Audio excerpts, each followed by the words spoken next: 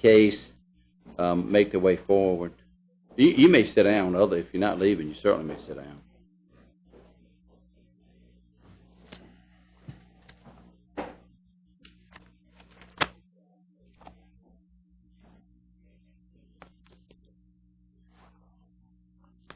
Good morning, and may it please the Court. I'm Tom Lawler. I'm here representing Appellant Steve Bass. He brings to this Court an action to review a final decision made by USDA, subject to review under the Administrative Procedure Act. The case is before the Court on a motion for summary judgment made by USDA. Mr. Bass brings to the Court two errors that USDA made in making its final decision. One is that when Mr. Bass appealed the USDA's 2010 determination, he held that a 1994 determination was still valid and in effect, and therefore Mr. Bass could not question whether the 13.5 acres converted was a wetland prior to the conversion. The other error that he brings is that when USDA considered whether Mr. Bass was entitled to a minimal effect exemption, it did a minimal effect exemption and only looked at the effect of the conversion on the 13.5 acres rather than on the area. On the first issue, the statute says that a certified wetland determination remains valid and in effect until the person affected by the agents or by the decision requests a review. Joe Bass and Steve Bass went to their local USDA office in December of 2004. They told the agency that they wanted to clear approximately 40 acres of land and turn it into farmland. Did they ever anywhere use the words request to review? Did they ever use those words anywhere? No. What is your strongest evidence then, and what they did made it clear they were requesting a review? My strongest evidence is that the agency did a review, and under the agency's regulations, did they do a review, or did they just do an examination? You'll find that the language that they used in their testimony before NAD was that they did a field review. So did they do a review of the certification by the Secretary? Did they review the land? Did they request a review? And you said they didn't use those words, but you think they did somehow implicitly. Does that suffice to request a review of the certification by the Secretary? Yes, it does. Okay. Tell me why it does. And it does that because the agency has not established any other procedure. You will find there's nowhere on the form to say this is a request for review. There's no boxes to check that says I'm requesting a review. The property that was involved, the tract... There was a box on the 2004-5 application that says something about it. Have you ever had a prior certification or something to that effect? And they said check no. That is correct. There is a box on that. That's not saying I'm requesting a review. That is saying that... Wouldn't that suggest there's nothing to be reviewed? What that suggests is that when Mr. Bass... Wouldn't that suggest there was nothing to be reviewed when you say there's been no prior certification or whatever that box is? Does that almost unquestionably say we're doing it for the first time? In fact, isn't that what that says? No, that's not what it says. What it means? It doesn't mean that. What it says and means is that when the Basses filled out the form, right, that their recollection at that time, there were no wetland determinations in effect. So was the application truthful?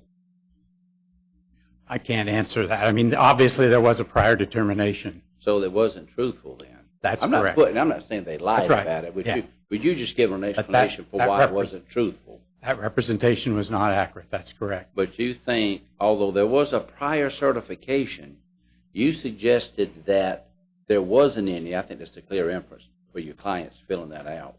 Is your argument that the agency should have known from its own files? Yes, it is, Your Honor. And additional evidence that it was considered a review by the agency, that was the agency's judgment, was that it did in fact do a review. The agency has no statutory authority to review a prior determination unless a review is requested. So the agency could not have done a review. That hinged on the fact, though, again, that the agency should have known from their own records there was a prior certification. The statute that I refer to says that USDA may not. But I'm asking your argument. Is your argument that it had to be something independent because they did one, and to do otherwise, they should have known from their own records that they couldn't do one? Isn't that your argument? My argument is that they were not fooled by the fact that the box was checked. They're not a prior one. They were not fooled. They were just incompetent. I don't know about their competency.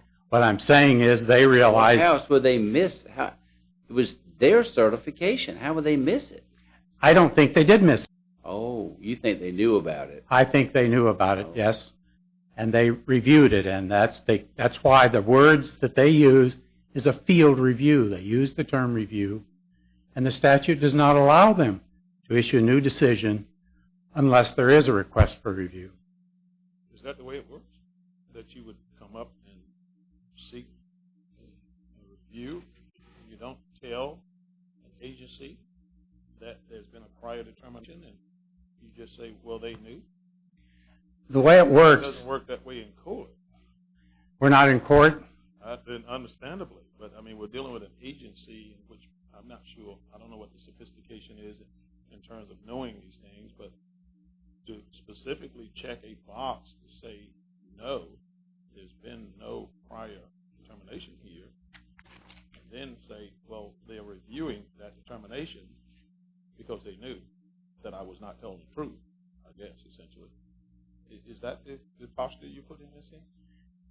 What you're proposing, Judge, is... No, I don't want to propose anything. Okay. I want to give it just like it is. Your question... That is, there was a box checked, said no, there's no prior determination for the 1994, and now your position is the agency was reviewing 1994 because it has to be because they knew that that was not a true statement, or which we would call a false statement on the part of your client, or they knew it was a false statement, and therefore they were reviewing it. Is that your position? It's my argument that they did know there was a 1994 determination.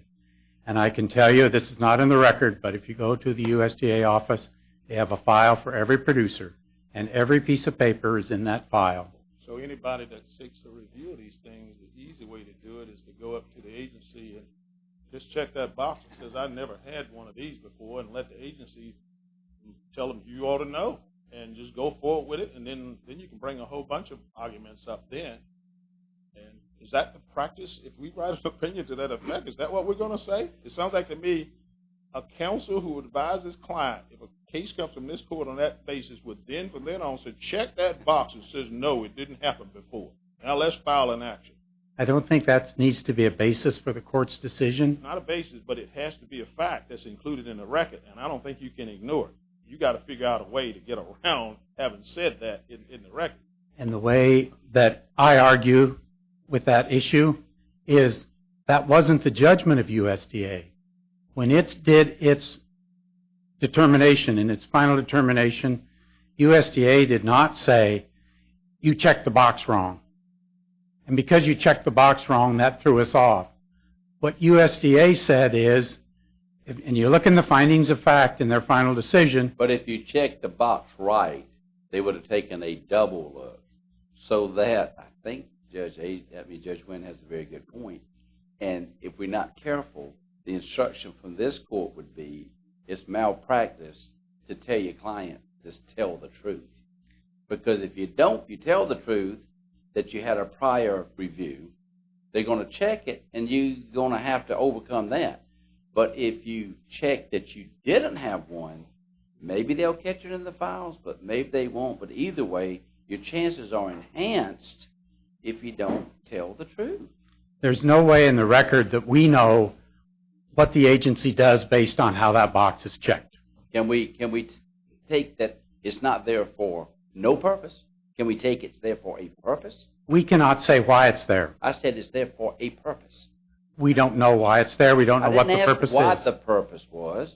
I'm asking you, do you think it's a reasonable inference that if the form asks a question, it's just not a random question. What's your zodiac sign? You know, how tall are you? I mean, can't we take it a reasonable inference that if it's on that form, that it's there for a purpose? Apparently, USDA thinks there is a purpose. They've never put in... You don't think there is? You don't think there's a purpose? Your client didn't think there's any purpose? I don't think there's any purpose at all. Why did your client answer it then? Because why did my client answer it? Because it was on the form. But and I know... He thought it didn't mean anything to him. It didn't mean anything at all to him. I kind of think you're arguing upstream for you to, or if your argument is based on a question on an application about a government program is just not relevant. I mean, it seems to be the inference is it is relevant. And my answer to that is that was not the judgment of the agency. And this court may come to a different conclusion. And it may be a very reasonable conclusion. But under Administrative Procedure Act review, you cannot substitute. I'm sorry, the court may not substitute its judgment for the judgment of the agency. How do we know it wasn't relevant to them? Because of the the recertification process they went through.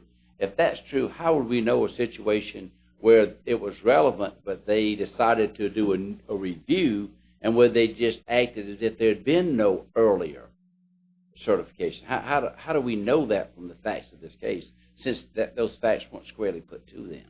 How we know from the facts of the case is nowhere did the agency, USDA, ever say we were deceived, we were tricked by that question. It was only brought up by the U.S. Attorney in the brief of the U.S. Attorney's Office. And that is after the fact justification, and it may be, again, as I say, a reasonable decision. It was not the decision of the agency.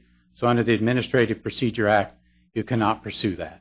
I've gone afield from your argument, but I'm glad to let you continue. Yes, I'm glad to answer your questions for you. I think the other issue, the other part of that error on limiting Mr. Bass's appeal to the only question of whether there was a conversion is the statute that the agency uses, the regulation that the agency uses starts out with the words, before any benefits are withheld, NRCS shall do an on-site inspection. The producer can appeal that on-site inspection, but in appealing it, they're limited to the only question of whether a conversion applied. There were no benefits being withheld in 2010. This issue was before NRCS. It was a wetland determination. So it's not NRCS that decides who gets benefits. It's not NRCS that withholds benefits. It's the Farm Service Agency that does that, another agency of USDA. So what was before the agency when the Basses appealed this was not whether benefits were being withheld. It was whether the wetland determination was accurate. So that, in my opinion, is another reason why there was error in that decision. Well, it creates a sort of a conundrum of trying to figure this out, because if you say that in 2005 that it was a review of the 1994 wetland determination, then the issues are pretty limited, at least initially, because you can only seek a review if it's a natural situation that causes a change in the topography, and I don't think you maintain that. It seems that you maintain that it was a concurrence that allowed you to do this. I would agree. And when did that concurrence occur? The occurrence occurred when, in fact, they did do a field review and call it before you filed this in 2005, or was it after they did that? It was. The field review was done after the form was turned in December of 2004. So the concurrence occurred after you turned in the form? That is correct. So what gave you the basis for the review before 2004? Before. What gave you the basis for the review? It wasn't the change, the topography hadn't changed. And you tell me the concurrence only came after. So what gave the basis for the review? The statute says that. No, that's a simple question. I'm not trying to. That's why I was trying to give you an answer. Well, I'm going to let you do it if you Okay. Think. But, I mean, that sounds very simple to me. It sounds very simple. You say that the basis for the review was that there was a concurrence here, but that the concurrence did not occur until after you had filed for the review. That is correct. And so I take it your position is you can get the concurrence after you file, and it all comes based upon the evidence you present. That's correct. And implied concurrence, I take it, because they never actually said we concur. That's correct. Implied. That's correct. Much like the court operates, you will not give a person a decision before they file something with the court. So what was the evidence that showed the implied concurrence? The evidence that there was an implied concurrence is that the agency said that they did a field review, and they did, in fact, go to the field.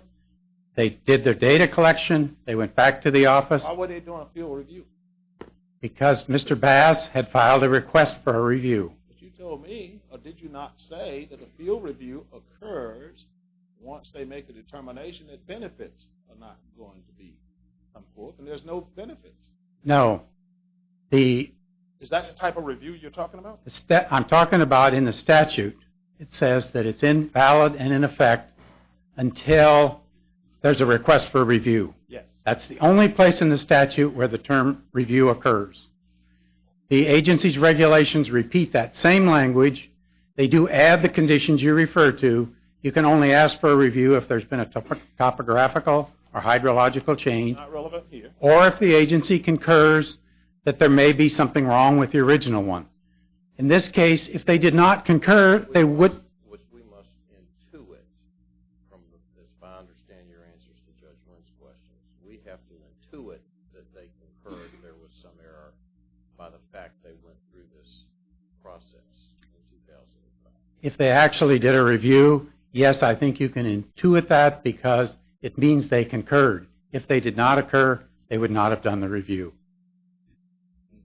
Thank you very much. You reserved some time. Thank you very much. Is it Vilsack? Yes, sir. Mr. Vilsack, when you're ready.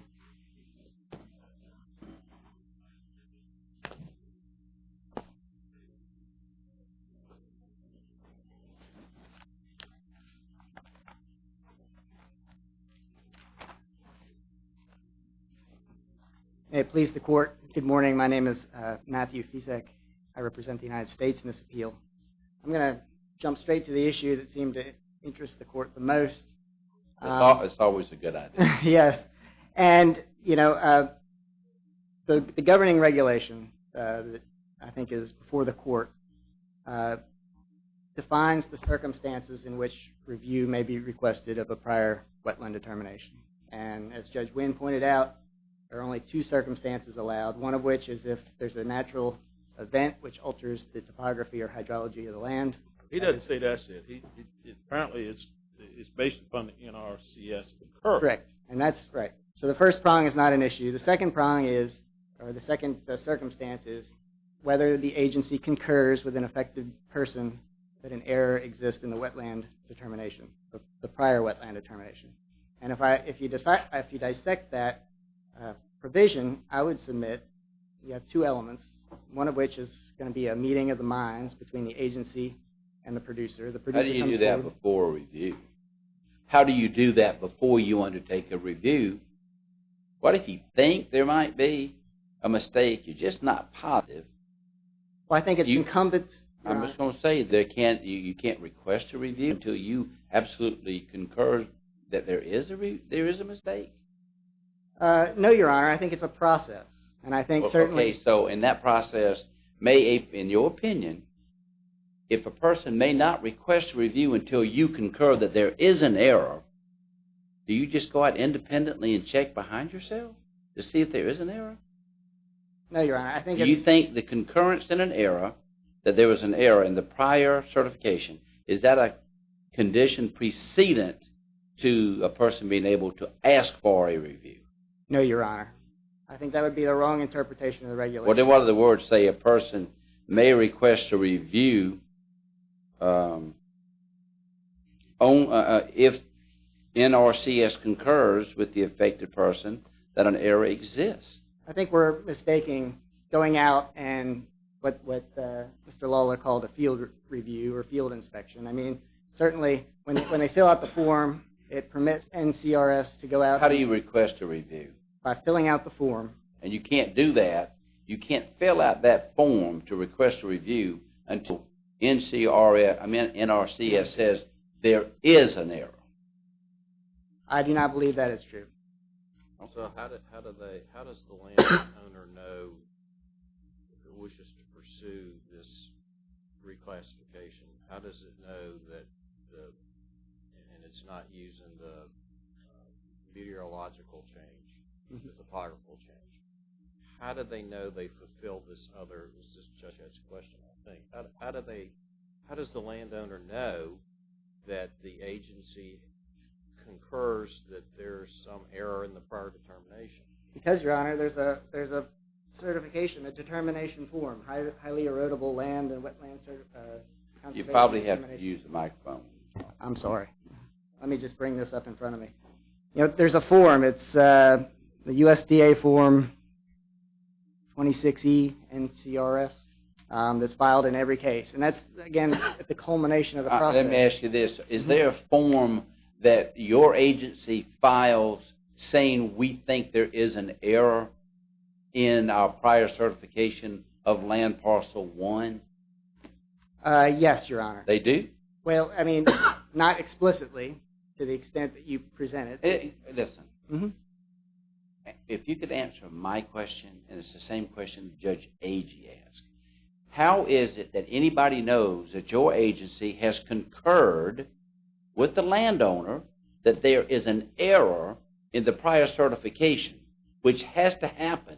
That concurrence in the error has to happen before the landowner may file a request for you to review the whole classification again. How do you convey that concurrence?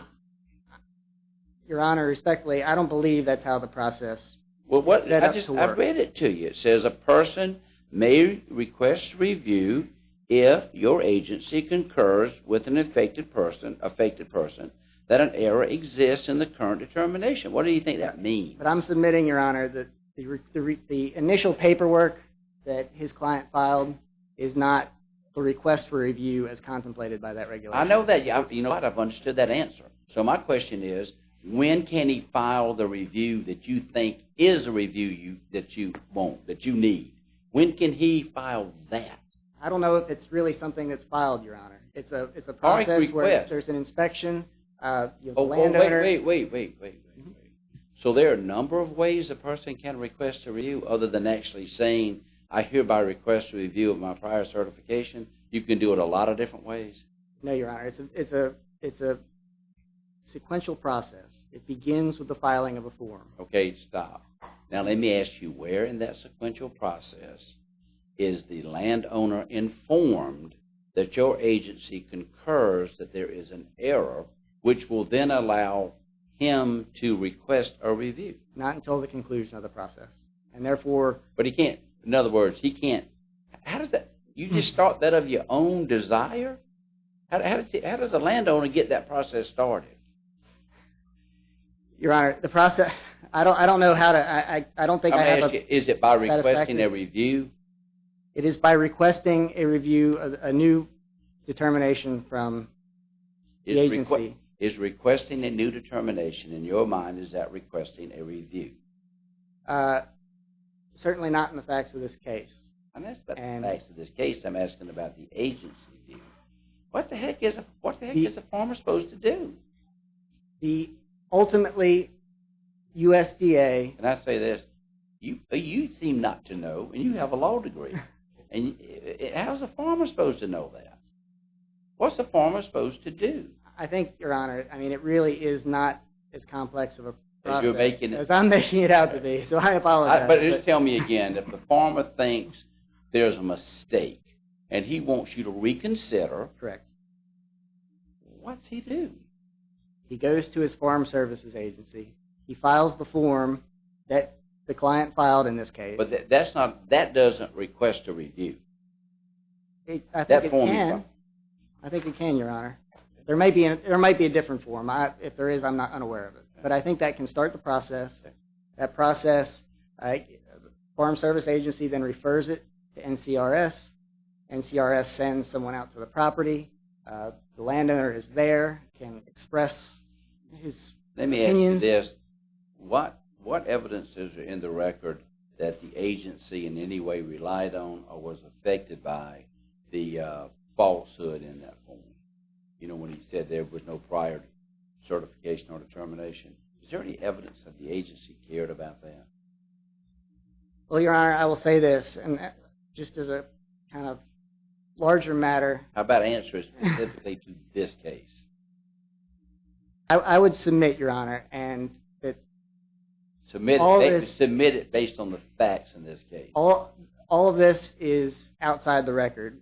There was no finding one way or another below or in the administrative hearing. You're telling us there's no information in the record that suggests that the agency cared about that falsehood. I would say there's no finding in the record. I'm trying to get an answer. There's no finding in the record as to whether the agency knew about it or relied upon it when they made the new decision. Is there any evidence that it made a difference to you?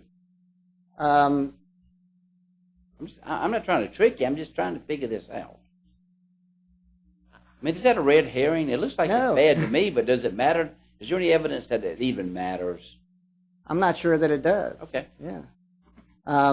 But certainly in terms of whether you're attributing validity to the prior certified determination unappealed, of which Mr. Bass was on notice, the agency was, I would submit, completely unaware. What he did, is that a request for a review of the prior certification? And number one. And number two, did you treat it that way? No, it was treated, I would submit, as a request for a new review. Okay. And the reason being that the paperwork is actually initially filed with Farm Services Agency. And they are kind of the record keepers and the central repository. And FSA would have been the one. When you say a new review of, it was a request for a new review. Review of what? A new wetland determination. As if there was nothing in the past on which to... But you said the record doesn't indicate that prior certification mattered. That's what you just said.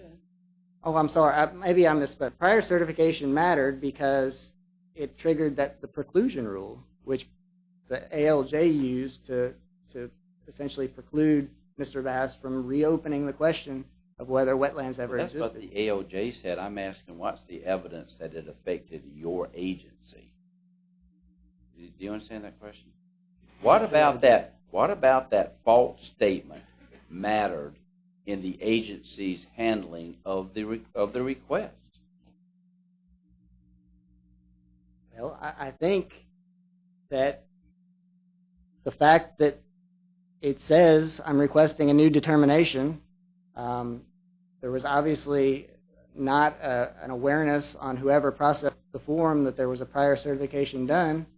The agency probably took some steps that it might not have otherwise taken when it went out and redid a whole new inspection of the field.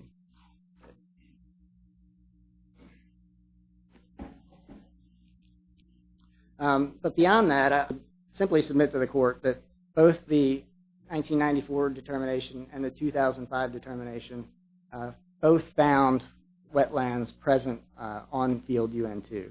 And therefore, if you look at the second element of that test, the concurrence that an error exists, even if there was a request for review, or even if the agency treated it as a request for a review, there's no concurrence of an error in the prior determination. Because what the agency is looking for when it does these determinations are the three statutory criteria of wetlands. Hydric soils, wetland hydrology, and hydrophytic vegetation. Those were found in the initial 94 determination. Those were again found in the 2005 determination. So there's essentially a concurrence between the two, that wetlands do exist. So there's no concurrence of an error. Tell me directly in a couple sentences, if you can, so I can understand it. What did the farmer do? Did the Basses do anything wrong that mattered? Or is it just that, as it works out, you didn't have to change your certification under your process and facts, so they don't win whether or not they made a falsehood? Which is it? I think what the Basses did wrong is they went ahead and cut down a forested wetland and turned it into a I'm talking about as far as the review process. What did they do wrong as far as the review process? Well, other than the certification review, that whole thing, classification process. What did they do wrong that mattered, in your opinion? Other than checking the box, no, I can't point the court to any. But you don't think, does that matter or does it matter? It just matters in how the agency. Well, the question is, does it matter or doesn't it matter? If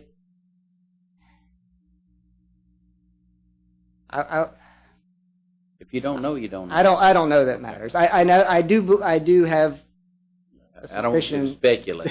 Right. You don't need land speculation. I understand. Yeah. You know, in terms of the posture of this case, the only reason it matters is because. Well, doesn't it determine the extent of the review that the landowner will receive? Correct. And that's where I was just getting to, is it determines whether or not he can relitigate the question of whether wetland criteria, the three that I mentioned, were present. The 2005 action, whatever it is in effect an initial determination. They get one scope of review. If it's not an initial determination, but carry forward from 1994, they get a much more limited scope of review. It's true. Under the regulation, they get a more limited scope of review. I would not characterize it respectfully as a much more limited scope of review because, in fact, the ALJ spent 4 days on this hearing, and Mr. Lawler can correct me if I'm wrong, but I'm not sure, even though the ALJ applied this preclusion rule, I'm not sure that the ALJ actually excluded any evidence that Mr. Bass wanted to submit. The ALJ made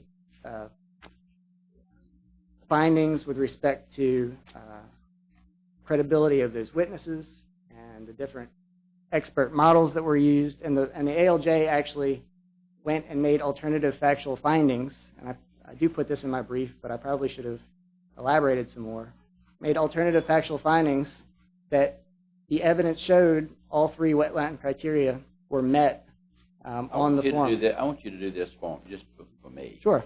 At some point, I want you to tell me the single strongest point or argument that means you win. And then when you sit down, I'm going to ask Mr. Lawler to respond to that. So what's the single strongest point that you win? I'd like to say two things, but I'll answer your first one, and I'll follow up. Okay, I'll give you two. Thank you, Judge. With respect to affirming exactly what the ALJ did, the strongest point is that there was never a concurrence in an error between 2005 and 1994. All right, both determinations found wetland criteria having been met on the farm prior to their conversion activities.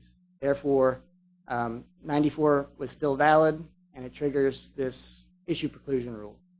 The second point and the second strongest argument that I'd like to make is that ultimately it doesn't matter because even if the court were to agree that the ALJ misapplied the law, the ALJ made those alternative factual findings based on a very large record after Mr. Bass was able to present all his evidence that found, as a matter of fact, findings of fact 23, 24, and 25, hydric soils, wetland hydrology, and hydrophytic vegetation were in existence, were present on the field prior to the conversion. So, assuming he wins, he convinces you of his argument that there was an error of law, that the ALJ shouldn't have ruled as a matter of law that he was precluded. So you think that your argument is the bottom line, no matter what else happens, this was a wetlands and he couldn't do what he wanted to do, And or what he did. And that fact was found in the administrative hearing. Judge Howard, in the district court opinion, found that that fact was supported by substantial evidence, and the Basses do not carry forward that substantial evidence argument to this appeal. So now it's waived, and the district court opinion and the ALJ. So your argument is, I think I understand it. That's nice to talk about falsehoods and certifications and all that, but in reality it doesn't matter. It doesn't matter, Your Honor. Because the ALJ made findings Correct. that say you win, and they haven't challenged that. Yes. Any further questions? Have you? On the bench? You have any? The bottom line you're saying is that even though the ALJ did not have to make a determination as to wetlands, in fact, it was made. In fact, the finding was made. Yes, Your Honor.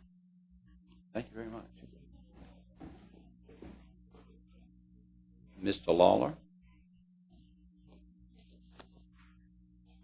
To answer your question, Judge, our best argument is that the finding, the judgment of USDA, which is contained in the written decision in 2011, was that NRCS did a wetland review. The NRCS has no authority to do a wetland review unless there is a request by the producer for a review. So that finding supports that they requested a review. I will tell you that there is no such form that USDA has that's entitled Request for Review. And you can look in the National Food Security Act 3rd edition, which applies here. It's a little difficult. It is available online, but we're now on the 5th edition. So, but it is preserved. Now, what is that there. again? What's that called? That's the National Food Security Act Manual, and it's referred to as NAFSAM, N-F-S-A-M. I don't think I'll be reading it, but thank you very You much. won't. Thank you. Thank you. Mine's pretty I'm ragged. sure you have, but thank it you was very in the 3rd edition that applies. So that's our best argument, is that's the decision of the agency. A court might think that something else. What about that final, what the other side said is their strongest argument, that you lose on the wetlands issue anyway, and all this stuff is just sort of red herring, doesn't matter. That's because that's not what the agency decided. The agency's final decision was that the 2008 and 2010 data gathering and decision did not decide if it was a wetland prior to conversion. The agency reached back to 1994 and said, we don't have to decide this. But your assertion then is what the ALJ did doesn't matter as far as finding wetlands, that you could operate under the findings of the agency and your request. Is that correct? I'm not saying that. What I'm saying is if the USDA had made its final decision that... But you have to put this in context for me so I can understand. Okay. You heard the government say, basically their strongest argument is, all this stuff is nice to talk about, but it doesn't matter, because the ALJ has made a finding that your client did interfere with wetlands. And so you lose. You didn't appeal that. Your response to that is? My response is that the agency determined that based on this 1994 determination that was no longer valid in effect. But he said the ALJ made that determination. That is the final decision of USDA. The National Appeals Division hearing is the final decision of the agency. So that is their final determination. So what the ALJ found doesn't matter? What the ALJ found was that there was wetlands because of the 1994 determination, which is our error. That was no longer valid and in effect. I'll give you 15 seconds. Okay, if I may, and I apologize, the U.S. Attorney didn't bring this up in their presentation, but if I may address the minimal effect for just a minute. 15 seconds. 15 seconds. We do encourage the court. You've used your time. Okay, thank you. No. I mean, I'm going to give you 15 seconds to address. No more than that, but I want you to make your point. Okay. The USDA, in this case, did a minimal effects determination, and in doing that, they looked at the 13.5 acres. The statute says they're to look in the area. They did not do that. The district court said that they did not exhaust their administrative remedies, and our position is there's an exception to that because it was in the record. There was no additional fact-finding necessary. Thank you very much. We won't conference right now. We won't conference.